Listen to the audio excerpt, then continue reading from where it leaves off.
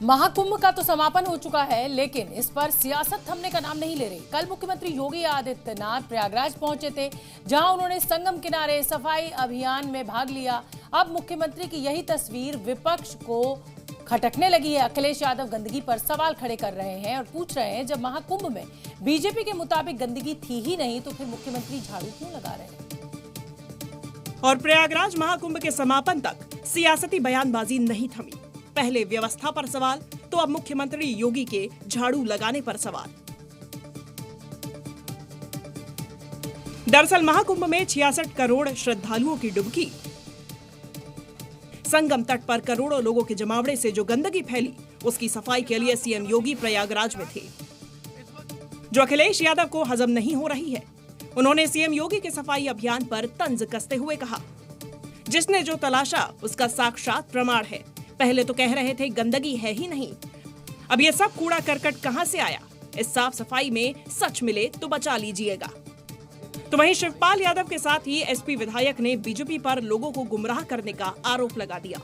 ये भारतीय जनता पार्टी के लोग केवल गुमराह करते हैं। ये पूरे भाजपाइयों का ढकोसला है और ये कुछ भी नहीं है। हालांकि सियासी बयानबाजी से इतर सीएम योगी ने महाकुंभ को विश्व इतिहास में अभूतपूर्व और अविस्मरणीय बताया, क्योंकि यहाँ 66 करोड़ श्रद्धालुओं ने सिर्फ डुबकी नहीं लगाई, बल्कि सनातनियों की एकजुटता का पैगाम भी दिया। महाकुंभ के समापन के बाद भी उत्तर प्रदेश की सियासत गरमाई हुई है। समाजवादी पार्टी और बीजेपी के बीच बयानबाजी का दौर भी जारी है। अब बीजेपी विधायक दुर्गा मिश्रा ने अखिलेश यादव पर हमला बोला है। देवरिया से बीजेपी विधायक दुर्गा मिश्रा ने अखिलेश यादव पर ऐसा बयान दिया जिससे समाजवादी पार्टी तिलमिला गई। बीजेपी विधायक ने महाकुंभ के दौरान दिए गए अखिलेश यादव के बयान जमकर हमला बोला और उन्हें इस्लाम तक कबूल करने की सलाह दे डाली। मैं ये नहीं कहता कि अखिलेश जी पाकिस्तान जाओ, जितना दुर्गा मिश्रा का हिंदुस्तान है उससे ज्यादा मुलायम सिंह का है, मेरा मानना है। जितना साका का देवरिया है उससे ज्यादा तुम्हारा प्रदेश है। लेकिन तुम्हें अगर सनातन, तुम्हें अगर महाकुंभ, तुम्हें अगर हिंदुत्व अच्छा नहीं लगता तो मैं फिर कहता हूँ कि इस्लाम ग्रहण कर लो अखिलेश जी। बीजेपी विधायक का बयान कई दिन पुराना बताया जा रहा है, जिसका वीडियो अब सामने आया है, जिस पर समाजवादी पार्टी ने कड़ी आपत्ति जताई और बीजेपी विधायक के बयान को विभाजनकारी बताते हुए उस पर सनातन के अपमान का आरोप लगाया। हम कौन से धर्म में किस पद्धति को मानते हैं, ये हमारा निजी मामला है। सनातन धर्म जिस संस्कृति की बात करता है, उस संस्कृति का तो अपमान हर रोज आप लोग करते हैं। बीजेपी और समाजवादी पार्टी में वार पलटवार के बीच अब देखना होगा कि बीजेपी विधायक बयान पर समाजवादी पार्टी के अध्यक्ष अखिलेश यादव अब क्या जवाब देते हैं। आर्थिक संकट से जूझ रहा हिमाचल प्रदेश, सुक्खू सरकार अब मंदिरों से मदद की गुहार लगा रही है। सरकार की तरफ से 35 बड़े मंदिरों के न्यास को पत्र लिखकर 2 योजनाओं के लिए फंड मांगा गया है। मंदिरों से पैसा मांगने पर अब विपक्ष में जो बीजेपी सरकार है, वो सरकार को घेरते हुए उसकी नीयत पर सवाल खड़े कर रही है। तो क्या ये माना जाए कि हिमाचल प्रदेश में आर्थिक संकट के बीच सुक्खू सरकार के पास अपनी योजनाओं को चलाने के लिए पैसा नहीं है? और क्या इसी आर्थिक संकट को दूर करने के लिए अब सरकार ने प्रदेश के बड़े मंदिरों से पैसा मांगा है? मंदिर से लेकर के सरकार खर्चा चलाने के लिए पैसा मांग रही है। दुर्भाग्यपूर्ण है और मुझे लगता है कि इस फैसले का विरोध होना चाहिए और हम तो विरोध करेंगे ही करेंगे। मुझे लगता है कि मंदिर और ट्रस्ट में जो लोग हैं, जो कमेटियां हैं, उनको भी विरोध करना चाहिए और सभी जनता को विरोध करना चाहिए। हम चाहते हैं कि लोग इसमें जो अफोर्ड कर सकते हैं, इसमें आके बढ़ चढ़ कर दान दें और अच्छे कार्य के लिए अपना योगदान अवश्य दें, ये मेरा मानना है। अब बीजेपी क्या कह रही है ये मुझे ज्ञान नहीं है कि क्यों इस तरीके से इन्होंने तोड़ मरोड़ के ये बात आगे पब्लिक में रखी है, जबकि सच्चाई सब जानते हैं। दरअसल 29 जनवरी को हिमाचल प्रदेश सरकार के भाषा एवं संस्कृति विभाग ने मंदिर ट्रस्ट को एक पत्र लिखा था और मंदिर कमेटियों से जरूरतमंद बच्चों की मदद का आग्रह किया है। आपको बता दें कि करोड़ों रुपए की आय वाले प्रदेश के 35 बड़े मंदिरों की जिला प्रशासन देखरेख करता है। इनमें सबसे अमीर मंदिर जिला ऊना में मां चिंतपूर्णी का है। दिल्ली विधानसभा चुनाव में हार के बाद आम आदमी पार्टी की मुसीबतें कम होने का नाम नहीं ले रही। अब मध्य प्रदेश में आम आदमी पार्टी के दफ्तर पर ताला लगने लगा है। मामला किराए से जुड़ा है। बताया जा रहा है कि भोपाल में जिस मकान में आम आदमी पार्टी का ऑफिस खुला था, उसके मालिक को पार्टी की तरफ से 3 महीने का किराया नहीं दिया गया है, जिसके चलते उसने पार्टी के कार्यालय पर ताला लगा दिया है। आम आदमी पार्टी के दफ्तर में ताला लग चुका है। ये तस्वीर आप देखेंगे कि राजधानी भोपाल में सुभाष नगर में स्थित आम आदमी पार्टी का दफ्तर की ये तस्वीर है और यहाँ पर ताला लग चुका है। और ताले लगने की वजह है कि यहाँ पर जो है मकान मालिक का जो है किराया नहीं दिया, जिसके चलते मकान मालिक ने इस दफ्तर में ताला लगा दिया।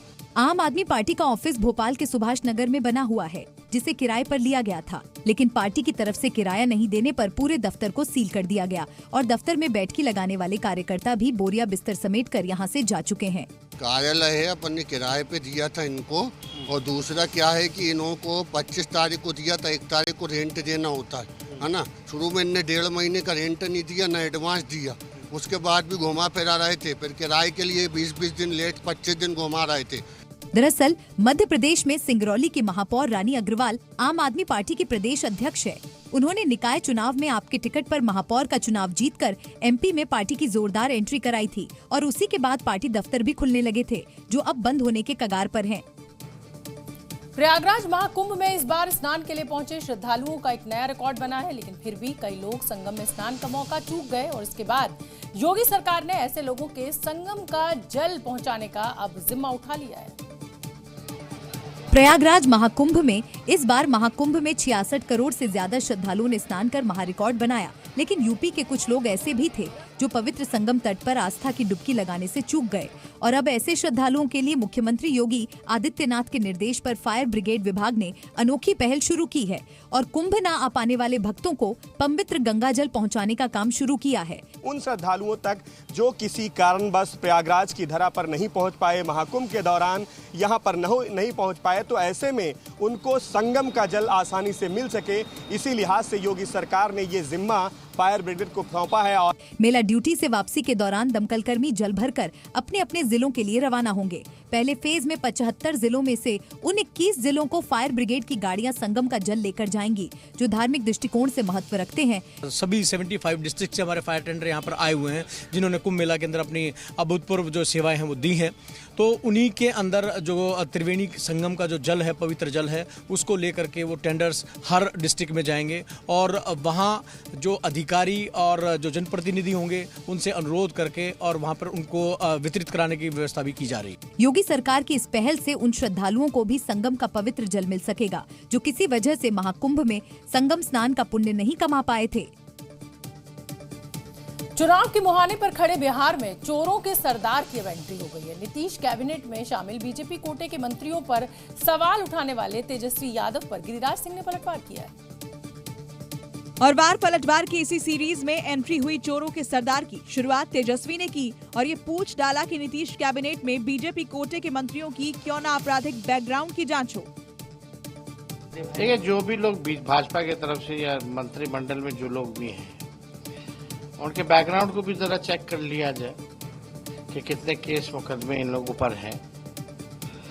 खैर, इस पे तो आप ज्यादा टिप्पा टिप्पणी नहीं करना चाहते, उनका अपना अधिकार है, मंत्रिमंडल का विस्तार कर सकते हैं, लेकिन ये माननीय मुख्यमंत्री जी का अंतिम ही जो है मंत्रिमंडल विस्तार रहेगा। बस तेजस्वी का ये बयान सुनते ही बीजेपी नेता आग बबूला हो गए और तेजस्वी को आईना दिखाते हुए गिरिराज सिंह ने ये तक कह दिया कि लालू सरकार तो गैंगस्टरों की सरकार थी। एक गांव की कहावत है, चोरों को सारे नजर आते हैं चोर, क्योंकि लालू जी की सरकार गैंगस्टरों की सरकार रही, इसीलिए वो दूसरों को भी इसी नजर से देखते हैं। अब सवाल ये कि दोनों दल एक दूसरे के नेताओं पर सवाल उठा रहे हैं, तो बिहार की पॉलिटिक्स में चोरों का सरदार कौन है? लगे हाथ सियासी दलों को इसका भी फैसला कर लेना चाहिए।